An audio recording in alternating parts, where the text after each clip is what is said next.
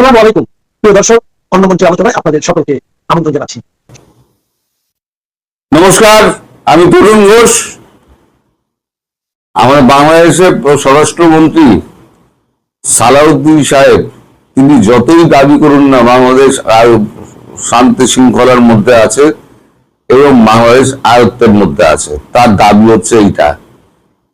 কিন্তু আদৌ কি সেটা সত্যি? পাহাড় তো প্রায় হাত থেকে বেরিয়ে যাওয়ার মতো অবস্থা এবং পাহাড়ের চূড়ান্ত লড়াই হচ্ছে। আপনারা রোজই খবর পাচ্ছেন। আজকে সকালেও 6 জন আহত হয়েছে। অনেকগুলো গ্রুপ তো, আর এলাকাটাও ভিন্ন ধরনের পার্বত্য এলাকা। বাংলাদেশের মানুষ সবাই জানেন, আমাদের পশ্চিমবঙ্গের মানুষ যারা জানেন না তাদের জন্য আমি একটু বলি। এই অঞ্চল পাহাড়টা হচ্ছে রাঙামাটি, খাগড়াছড়ি এবং বান্দারবন, এই 3টি এলাকা জুড়ে হচ্ছে এই পাহাড়টা। আরো ছোটখাটো অঞ্চল রয়েছে, আমি জানি না। এই পাহাড়ে 3টে, আমরা যখন উত্তরাখণ্ড দিয়ে যখন যাবেন, দুদিকে পাহাড় আর মধ্যখানে সরু রাস্তা, অথবা একদিকে নদী চলে গিয়েছে, তার গায়ে হচ্ছে রাস্তা, তারপরে হচ্ছে পাহাড়। এই জায়গাটা, এই রাঙামাটি অঞ্চলটা, রাঙামাটি, খাগড়াছড়ি, বান্দারবন এলাকাটা, এটা হচ্ছে সরু রাস্তা, দুদিকে হচ্ছে আপনার মানে বন বাড়ার। পশ্চিমবঙ্গের মানুষের জন্য বলছি, বাংলাদেশের মানুষ সবাই জানেন, তারা ওখানে ঘুরতে যেতেন। এখন এইখানে লড়াইটা হয়ে গেছে বিভিন্ন দলের মধ্যে। অনেকগুলো দল বিভক্ত হয়ে গেছে, কোনটা সরকার সমর্থিত আর একটা হচ্ছে আরাকান আর্মি সমর্থিত। আরাকান আর্মি সমর্থিত দলগুলো হচ্ছে আরাকান আর্মিকে সাহায্য করছে কেএনএফ আর ইউপিডিএফ, এই দুটো গোষ্ঠী তাদেরকে সাহায্য করছে। মানে সমস্ত অস্ত্র ফস্ত্র নিয়ে তারাও আরাকান আর্মির সঙ্গে লড়ছে। আর উল্টো দিকে সরকার সমর্থিত, মানে জান্তা সরকার সমর্থিত সম্ভবত কেপিএফ বলে একটি ফ্রন্ট রয়েছে। কেপিএফ, আমি ফ্রন্টটা মনে আছে, বাকিটা মনে নেই।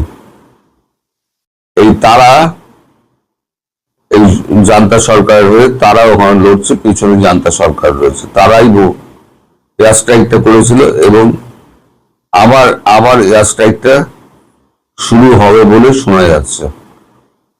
এখন এই যে আমি আগের দিন বলেছিলাম, আরাকান আর্মিকে যদি আপনারা দেশ থেকে না বার করতে পারেন, তাহলে বাংলাদেশের ওপরে কিন্তু বিপদ সংকেত নেমে আসছে। কারণ দুটো দেশকে আপনার কথা দিয়েছে জান্তা সরকার যে তাদের সম্পদ সুরক্ষিত থাকবে। একটা হচ্ছে চীন, একটা হচ্ছে ভারত। ভারতের ওখানে কালাদান প্রজেক্ট রয়েছে, সেটাতে প্রচুর অর্থ বিনিয়োগ রয়েছে। এছাড়া বিভিন্ন পাইপলাইন রয়েছে, তেলের পাইপলাইন রয়েছে। আর চীনের রয়েছে রেয়ার আর্থ মিনারেলের জন্য প্রচুর খনন করার যন্ত্রপাতি এবং খননও হচ্ছে। ওখানে যদি কাজ ব্যাহত হয়ে যায়, তাহলে চীনের একেবারে বিলিয়নস অফ ডলার ভারতেরও যাবে, চীনেরও যাবে। সুতরাং দুই সরকারই, ভারত এবং চীন, দুই সরকারই মিলিতভাবে আরাকান জান্তা সরকারের ওপরে প্রেসার তৈরি করছে। কিছুদিন আগে ওই জান্তা সরকারের প্রেসিডেন্ট ভারতবর্ষে এসেছিলেন, তারপরে তিনি চীনেও গেছিলেন, এখন খবর পাওয়া যায়। তারপরে তিনি চীনে গেছিলেন। চীনে গিয়ে শি জিনপিংয়ের সঙ্গে কথা হয়েছে, এখানে যেমন মোদিজির সঙ্গে কথা হয়েছে। তিনি কথা দিয়েছেন যে আপনাদের মানে যে অর্থ এবং সম্পদ সেগুলো সুরক্ষিত থাকবে। কিন্তু এই সুরক্ষিত রাখতে গিয়ে এখন এই যে লড়াইটা হচ্ছে, এই লড়াইটা আটকাতে গেলে এখন বাংলাদেশ সেনাবাহিনীকে ভেতরে ঢুকতে হবে। কিন্তু গতবারে যে অবস্থা হয়েছিল, বাংলাদেশ সেনাবাহিনীর বোধহয় কয়েকজন শহীদ হয়েছেন, সঠিক খবর আমি জানি না, সত্যি মিথ্যে আমি জানি না, যতটুকু খবর আমি দূর থেকে পাই আমি তো আপনাদের বলি। আমি সবসময় বলি যে সত্যি মিথ্যে আমি জানি না। তো আজকে শুনলাম 6 জন আরো আহত হয়েছে। তাদের মধ্যে কোন দলের আছে এখানে সেটা বলা আমার পক্ষে মুশকিল।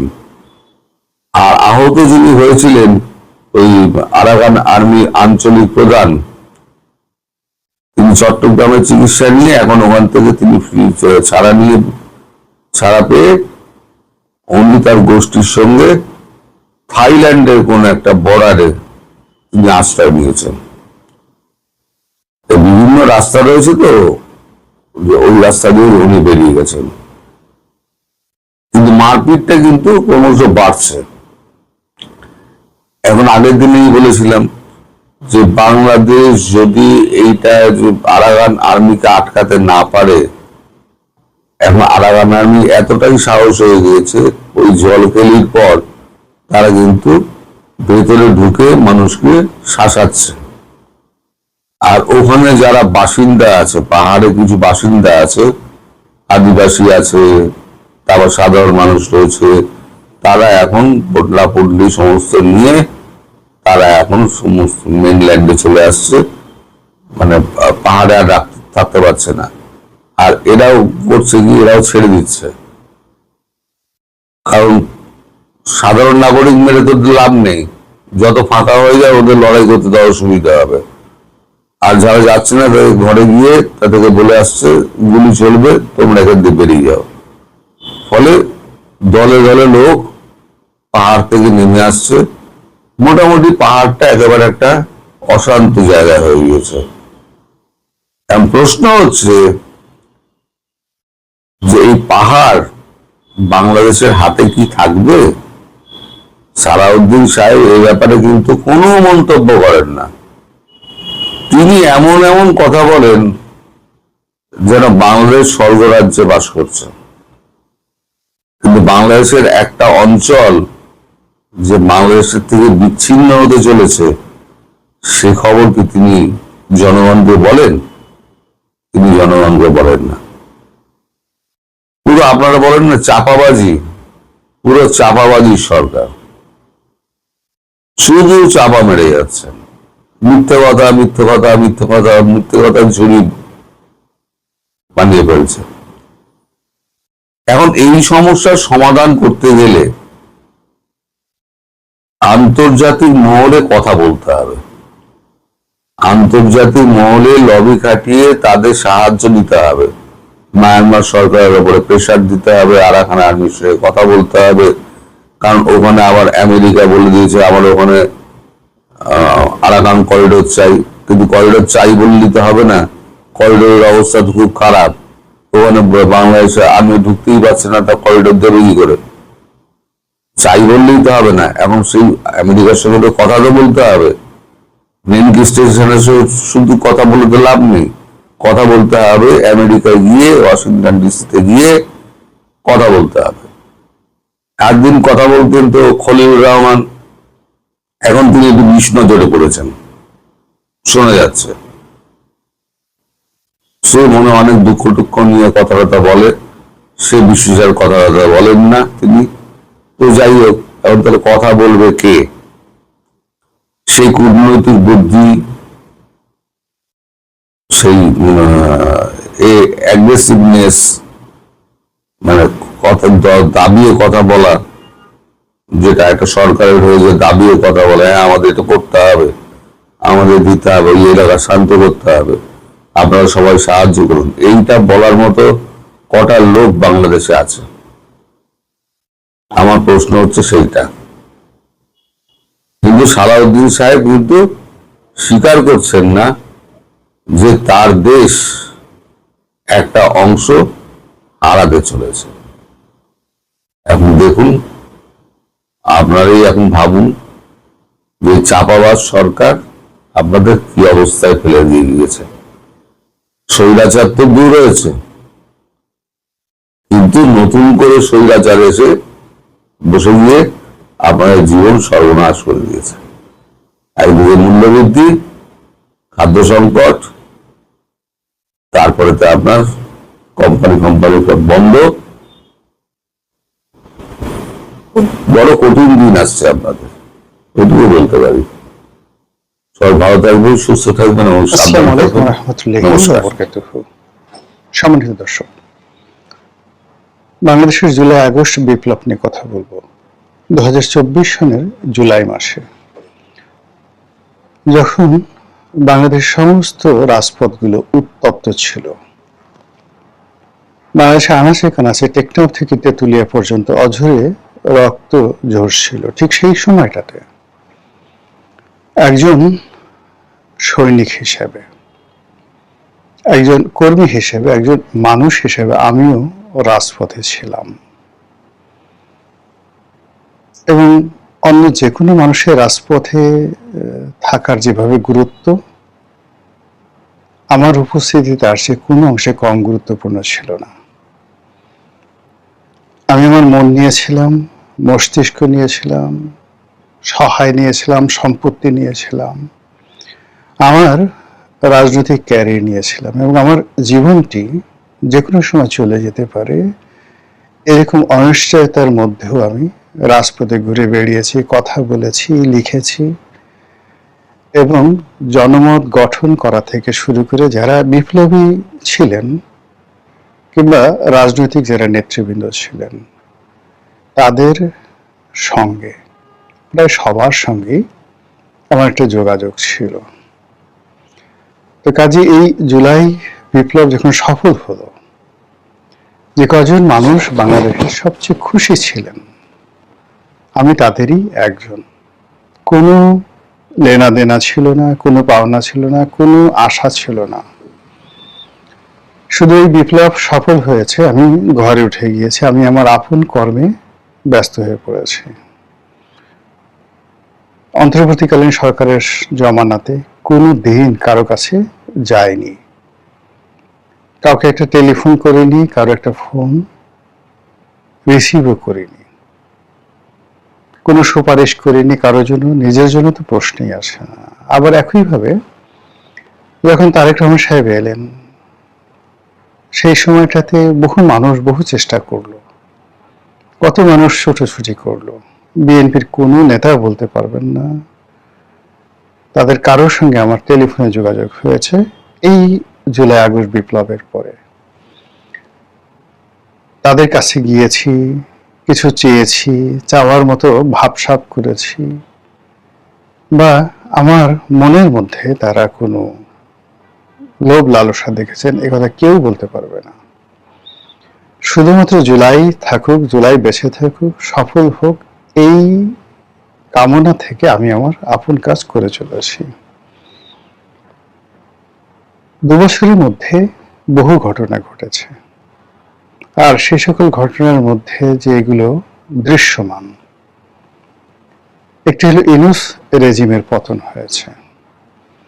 এখন ডক্টর মোহাম্মদ ইউনূস এবং তার সাথে যারাই সহযোগী ছিলেন, প্রতিটি মানুষ আমাদের এই সমাজে কারোর কাছে ঘৃণিত, কারো কাছে নিন্দিত, কারো কাছে প্রতিশোধের উপলক্ষ।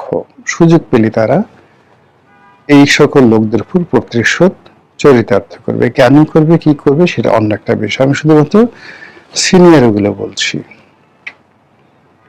এরপর এই জুলাই আগস্টে যারা নিজেদেরকে জুলাই যোদ্ধা বলেন, জুলাই বিপ্লবী বলেন, তাদেরকে নিয়ে এখন যে সকল আজে বাজে কথা বলা হচ্ছে, যে সকল শব্দ উচ্চারণ করা হচ্ছে, এবং যে সকল অরুচিকর খবরাখবর বের হয়ে আসছে, তাদের অর্থনৈতিক, তাদের জৈবিক, তাদের লোভ, তাদের লালসা, তাদের কামনা বাসনা থেকে শুরু করে এমন সব বিষয় সমন্বয়কদের সম্পর্কে, জুলাই যোদ্ধাদের সম্পর্কে চলে আসছে যে এখন খুব অল্প সংখ্যক মানুষ ছাড়া বেশিরভাগ মানুষ জুলাই এবং জুলাই যোদ্ধা সম্পর্কে কথা উঠলে কেউ মুখ ফিরিয়ে নেয়, কেউ মুখ দিয়ে একটা বাজে শব্দ বলে, আর এই জুলাইয়ের যারা প্রতিপক্ষ, আওয়ামী লীগের যারা লোকজন, তারা এই জুলাই সম্পর্কে প্রকাশ্যে এমন সব কথাবার্তা বলছে যে সকল কথাবার্তা সাধারণত জুলাই যোদ্ধারা কয়েকদিন আগ পর্যন্ত আওয়ামী লীগের লোকদের বিরুদ্ধে বলতো। 2 বছরের মাথায় পরিস্থিতি এমন একটা জায়গাতে এসে পৌঁছে গেছে, মানুষ এখন আর আওয়ামী লীগের বিরুদ্ধে কোনো নেতিবাচক কথা শুনতে চায় না। বরং তাদের কাছে যদি এই আন্দোলনকারী জুলাই যোদ্ধা, এনসিপি, জামাত, বিএনপি, যারা এই সময়টাতে ক্ষমতার অংশীদার, তাদের সম্পর্কে যে কোনো নেতিবাচক কথা আপনি বলেন, সঙ্গে সঙ্গে কান খাড়া করবে, তারপরে নিজে দাঁড়িয়ে যাবে, আপনাদেরকে বসাবে এবং বলবে যে ভাই আরো কিছু বলেন, শুনতে খুব ইচ্ছা করছে। এই কোন লোক বিদেশে কত টাকা পাচার করেছে, কার কয়টা গার্লফ্রেন্ড আছে, কে কতটা টাউটারি করেছে, কে কতটা বাটপারি করেছে, কার পাঞ্জাবির পকেট ভরে গেছে টাকাতে, কে কোন জঙ্গিবাদের সাথে জড়িত, কে আমেরিকার ডিপ এজেন্টের লোক ছিল, কে আওয়ামী লীগের এজেন্ট ছিল, কে বিএনপির এজেন্ট ছিল, তারেক রহমান সাহেব লন্ডন থেকে কার কার সাথে যোগাযোগ করেছেন, এই কথাগুলো মানুষ এখন শুনতে চাচ্ছে। এর ফলে কি হলো, একটা সময়, এটা 2024 সনের নভেম্বর, ডিসেম্বর, এমনকি 2025 সনের জানুয়ারি, ফেব্রুয়ারি মাস পর্যন্ত এই ট্রেন্ডটা চালু ছিল। মানুষ জুলাই যোদ্ধা হতে চেত, মানুষ বলতে চাইতো আমি জুলাই যোদ্ধার মাস্টার মাইন্ড, অথবা আমি জুলাই যোদ্ধার মাস্টার মাইন্ডের আত্মীয়, শালা, সম্বন্ধী, ভাগিনা, ভাতিজা ইত্যাদি। কিন্তু এখন যদি আপনি কাউকে গিয়ে এ ধরনের কথাবার্তা বলতে চান, তারা মুখ ফিরিয়ে নেবে। ইতিমধ্যে এই পুরো যে বিপ্লবের যে প্রক্রিয়াটি, এটি যেটা হৃদয় আছে, এটির যে একটা কাব্যগাথা আছে, এটির যে একটা সাহিত্য আছে, এটি পুরো রিভার্স হয়ে গেছে। এখন জুলাইয়ের ইতিহাস অন্ধকারে, অনেকটা সেই যে সকল আমরা খুব গোপনে যে সকল বই ছোটকালে পড়তাম, আপনাদের মনে আছে যে পিন দিয়ে আটকানো থাকতো, গোপন প্রেমের রগরগে কাহিনী, কিংবা লেডি চ্যাটার্সলিস লাভার, বা অন্যান্য যে সকল যৌন উত্তেজক বই, নিষিদ্ধ রাজনীতির বই, এই জিনিসগুলো সমাজে যেগুলো পাওয়া যেত, আমরা খুব গোপনে গোপনে যে বইগুলো অনেকে পড়তাম বা আপনারা পড়তেন। তো সেইরকম আসলে জুলাইয়ের যে প্রকৃত ইতিহাস, সেই ইতিহাসটা সামনে আনা যাচ্ছে না। এখানে সবাই প্রশ্ন করছে যে এই যে এত বড় একটা বিপ্লব হলো, এটা কি কেবলই মাত্র কোটা বিরোধী আন্দোলন ছিল? এটা কি এই কোটা বিরোধী আন্দোলনের অল্প কয়েকজন যারা নেতৃত্ব ছিলেন, তাদের আহ্বানে সারা বাংলাদেশে যে লক্ষ লক্ষ মানুষ রাস্তায় বের হয়ে এলো, তারা কি এই কোটা পদ্ধতি চালুর জন্য এলো, নাকি শেখ হাসিনার বিরুদ্ধে তাদের যে পুঞ্জীভূত ক্ষোভ এবং বিক্ষোভ ছিল সেটাকে উদ্গীরণ করার জন্য এলো, নাকি এরকম একটা নাটক তৈরি করা হয়েছিল, পরিবেশ পরিস্থিতি তৈরি করা হয়েছিল, এরকম একটা ভাইব তৈরি করা হয়েছিল যে মানুষের মধ্যে আবেগ তৈরি হয়ে যায়, এবং সেই আবেগে মানুষ রাস্তায় নেমে আসে। আর মানুষ যখন রাস্তায় নেমে এসেছিল আবাল বৃদ্ধ বনিতা, ঠিক সেই সময়টাতে যারা পর্দার আড়ালের খেলোয়াড়, তারা খেলে দিয়েছে। কেউ AK-47 হাতে নিয়েছে, কেউ স্নাইপার রাইফেল হাতে নিয়েছে, কেউ তলোয়ার হাতে নিয়েছে, আরো অনেক কিছু। এই কথাগুলো এখন আর কেউ প্রকাশ্যে আলোচনা করতে চাচ্ছে না। এর কারণ হলো যে বেশিরভাগ মানুষ আন্দোলনে মোরাললেস, বুঝে হোক না বুঝে হোক, আবেগের কারণে হোক, সবাই গিয়েছে। তো এই বিষয়গুলো যত বেশি আলোচনা করছে, তারা সবাই ভয় পাচ্ছে। যেমন আমি ভয় পাচ্ছি যে ঠিক আছে, আমি তো 2014 সন থেকে এরকম চ্যাটাং কথা বলে আসছি। তো এখন দেখা গেল ভবিষ্যতে আওয়ামী লীগ এলো বা অন্য কোনো দল এলো, আচ্ছা ঠিক আছে, গোলাম মোল্লা রনিকে ধরে আনো, এনে তার কাছে এটা জিজ্ঞাসা করে যে তার সাথে তারেক রহমান সাহেবের সাথে কি কথা হয়েছিল, তার সাথে জামাতের লোকজনের কি কথা হয়েছিল, এনসিপির লোকজনের সাথে কোনো কথাবার্তা হয়েছিল কিনা, তার সাথে মার্কিন ডিপ স্টেটের কোনো কথা হয়েছিল কিনা, কিংবা বিদেশের যারা ইল্লু পিঙ্কু আছে তাদের সাথে কোনো কালে কথা হয়েছিল কিনা।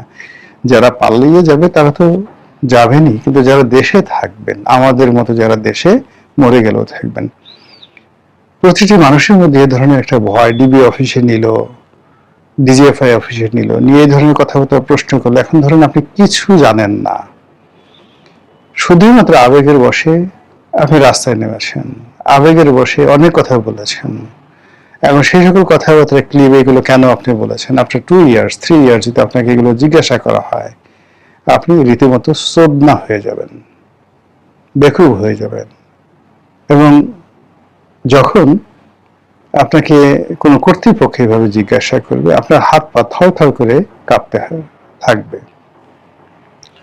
তো এর ফলে কি হলো, মানে এই যে জুলাই নিয়ে যে আবেগ ছিল, উচ্ছ্বাস ছিল, এবং সবাই যেভাবে নিজেদেরকে জুলাই যোদ্ধা মনে করতেন, এখন সেখান থেকে ক্রমশ মানুষ জাস্ট অনেকটা সেই হরলিক্সের মতো, আমি এমনি এমনি খেয়েছি।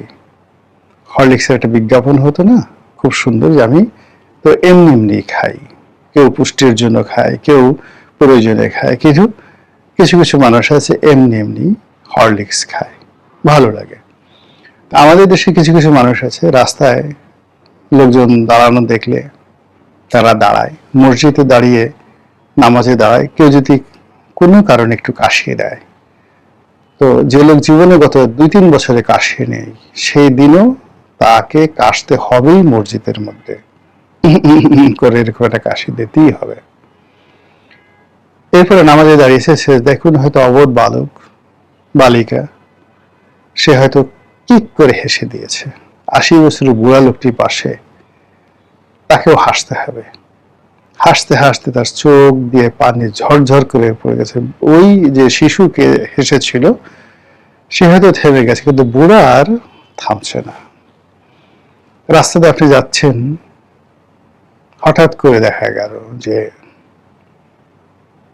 দাঁড়িয়ে 3-4 জন লোক একটা ওয়ালের ওখানে দাঁড়িয়ে প্রস্রাব করছে।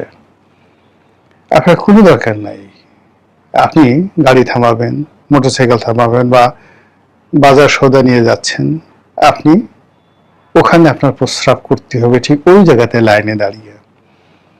এই হলো আমাদের দেশের লোকজনের একটা স্বাভাবিক অবস্থা, হুজুকে চলে।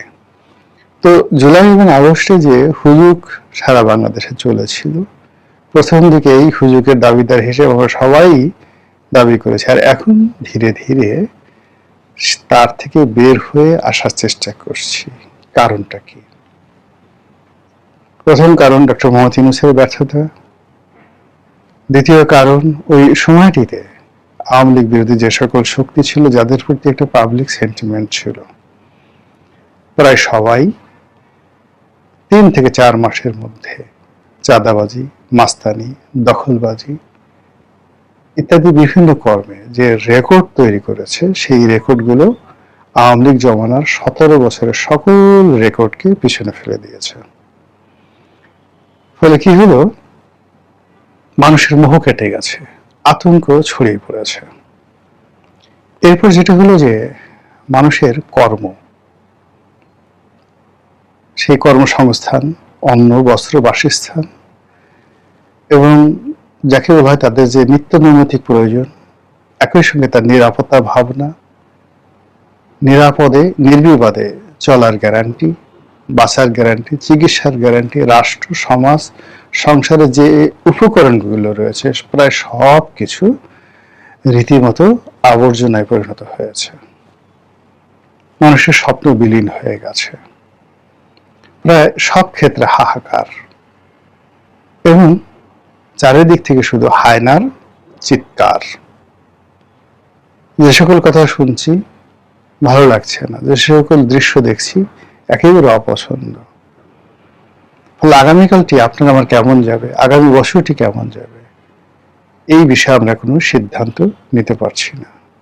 আর এরই মধ্যে যখন 2026 সনের জুলাই মাস চলে এলো,